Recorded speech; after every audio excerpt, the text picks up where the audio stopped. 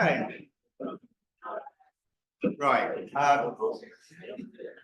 As much as I really don't like to break up the conversations, I think we have a lot to get through today, so I think I should make a start.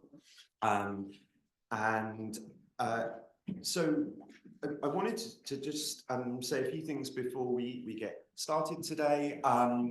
As we've seen, the past 2 days have been devoted to all of the wonderful achievements of Egenis, of John and of the centre as a whole over the past 20+2 years. There must be lots of conferences after COVID that have a plus somewhere like that, with a +2. And that's just been really wonderful.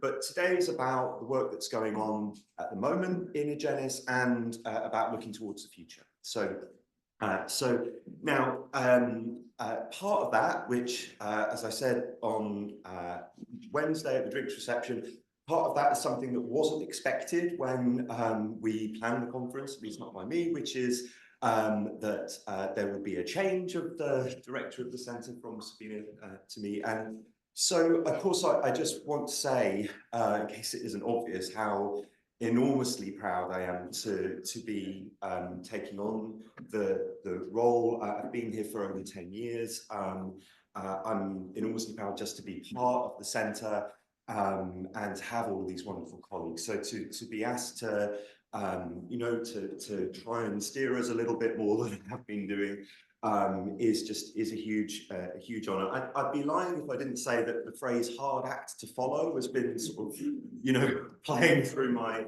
mind a little bit over the last 2 days. You know, seeing concentrated in a couple of days all of the achievements that John and Sabina have led and have been responsible for themselves and been responsible for creating an environment where those things could happen is really, you know, I might need a lie down in a darkened room now and again to think about taking on that task. But I think, you know, the last couple of days have given me things to think about as I sit there and breathe deeply, that I can take comfort from and feel will make the task more manageable than it might seem.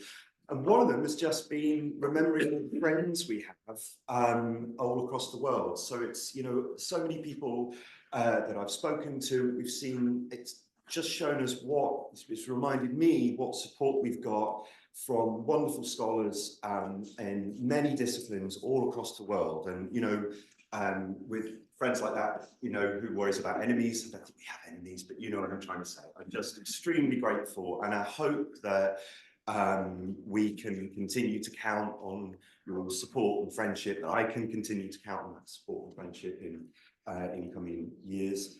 Part of switching into a management role is you're tempted to say things like going forwards. So if anyone, you know, I want to say to it, if anyone in the centre hears me saying going forwards or talking about roadmaps, please hit me immediately. So going forwards, yeah. So having, I mean, you know, I'm really grateful to all the support that we have around the world, and whether you like it or not, I'm going to continue trying to rely on that support. I took a bit of comfort actually from Alan and John's remarks about management yesterday as well. I mean, the main takeaway message I took from Alan's talk was that you can build something like the Minnesota Centre on popsicle sticks. That was my take-home message, and that was wonderful. It was very reassuring. We call them lolly sticks, so I had to rely on Google Translate to check that. And also I've got a 6- and 9-year-old in the house, so lolly sticks are really in high demand because they're relied upon for building robots and fairy houses and all sorts of things. But if I can, you know, find a budget for lolly sticks, and if that's what it takes, then I can manage that. And I'm a simpleton, so if it's about doing simple things, then that's fine, you know. And I think we're doing some of those things already, but we need to keep doing them. We need to remind ourselves of that. Of course, I also took enormous comfort from John's, I think, slightly self-deprecating remarks about what it takes to manage and lead the centre, that it's about just letting people do all the wonderful things that they're doing, and, you know, diving here and there. I think he probably did quite a bit more than that. but that is reassuring. And of course, it's reassuring just because we have such wonderful people. So I mean, as I say, I've seen it grow even over the 10 years or so that I've been here, and I just can't think of a more wonderful set of colleagues, of people who are not only extraordinarily bright and knowledgeable, but collegiate and willing to invest their time and effort in the place to make it what it is. And I rewatched Peter Pan with the kids recently, which is it's an old experience looking back on it now. But if you remember it gets to take things to fly in Never Never Land. Even, you know, Captain Hook's galleon is something really sickly sounding like fairy dust and, you know, happy thoughts or something like that. I think in the case of a centre like this, that just translates to free labour.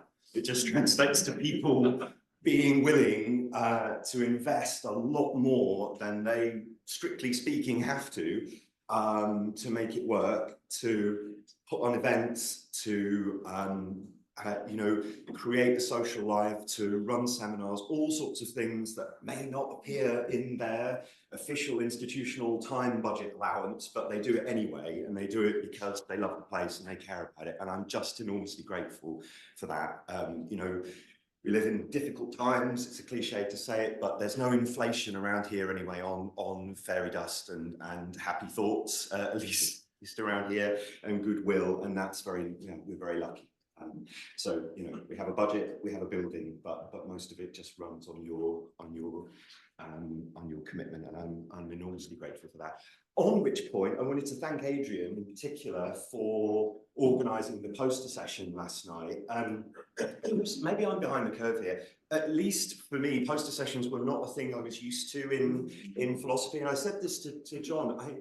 This makes me sound like even more of a fool, but I didn't think poster sessions really had posters when I heard about it. I thought it was a bit like smokers at the APA. It was a sort of hangover from a previous era. Maybe it was a sort of reference to Martin Luther hammering up his thesis. It was obviously metaphorical or figurative, and I was amazed when I walked into a room and saw posters on the wall, and I thought, aha, you know.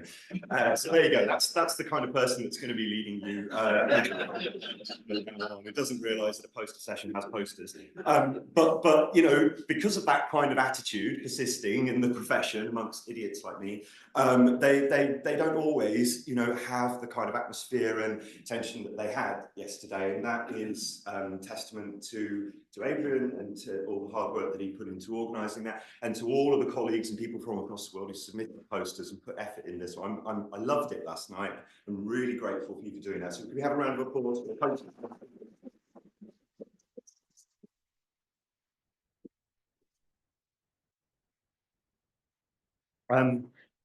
The other thing, of course, that John mentioned yesterday is that one of the process-like aspects of a centre like this is that people bring in new people, and we've grown enormously since even since I arrived here. So I wanted to take a moment just to welcome two new colleagues. Where's Tyler? Hi. So Tyler Burnett, who will be joining us as our new lecturer in philosophy of science, and also Rebecca Lynch, who can't be here today, but will be joining us. Becky is a medical anthropologist, so she will be joining us soon too. So we're really delighted to have new colleagues joining us at the same time, of course, being very sad that we'll be losing some colleagues. So can we have also a round of applause for Tyler and for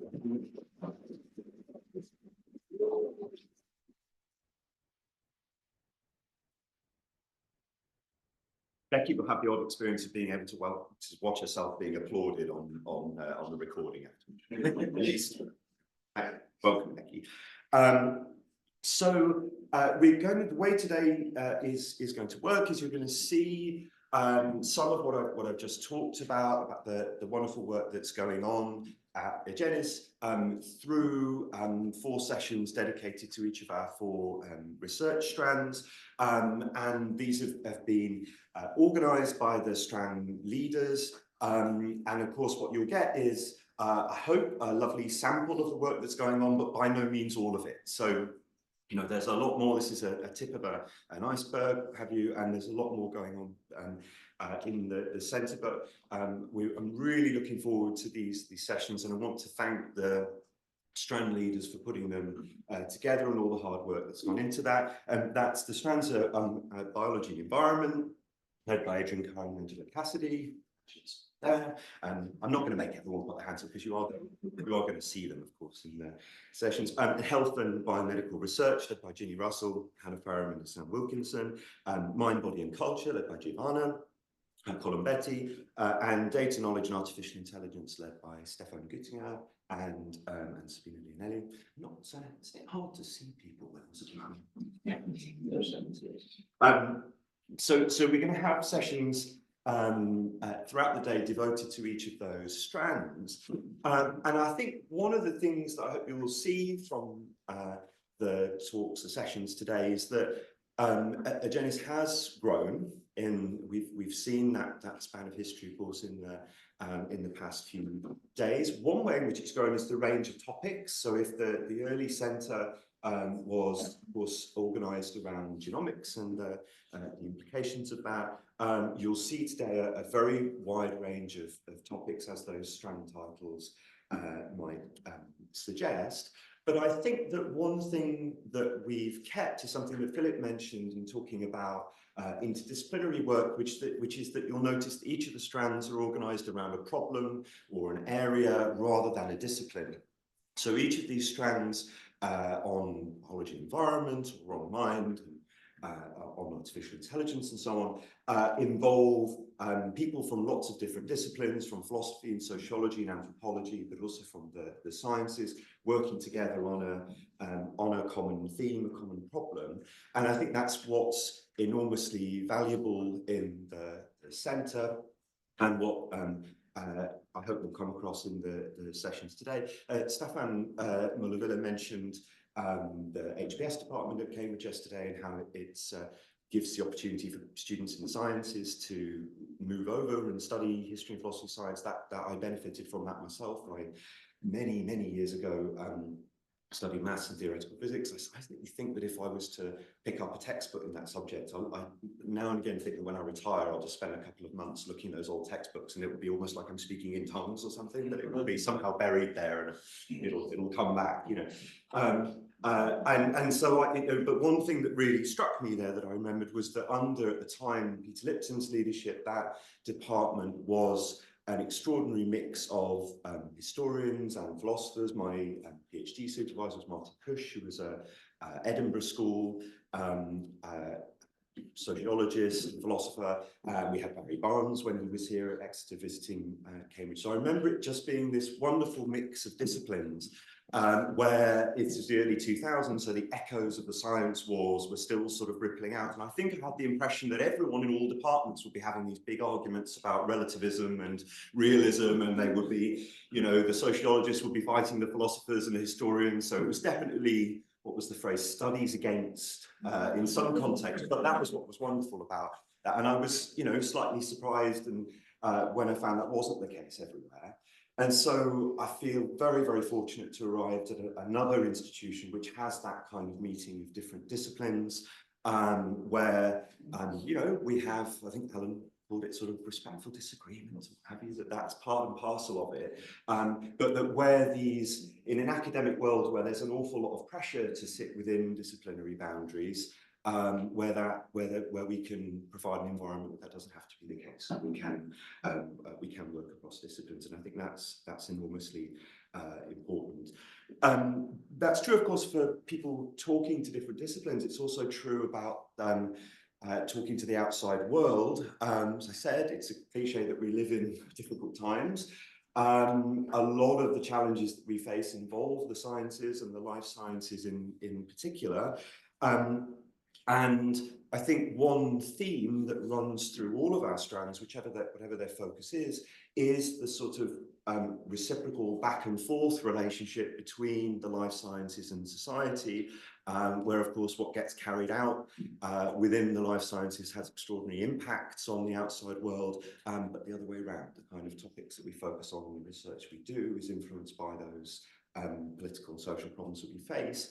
And one aspect of that, of course, is a worry about a separation between academia, experts, and the outside world and the threat to democracy. And I think one of the things that's wonderful about Egenis is that we mix disciplines, but we try to keep in focus the problems that we're trying to look at and why they matter. And that's enormously important, I think. So having said that, I think that there's a hard act to follow. I've now set myself up, you know, as if we're trying to solve the problems of life, the universe, and everything. So I guess we ought to get started. So I want to just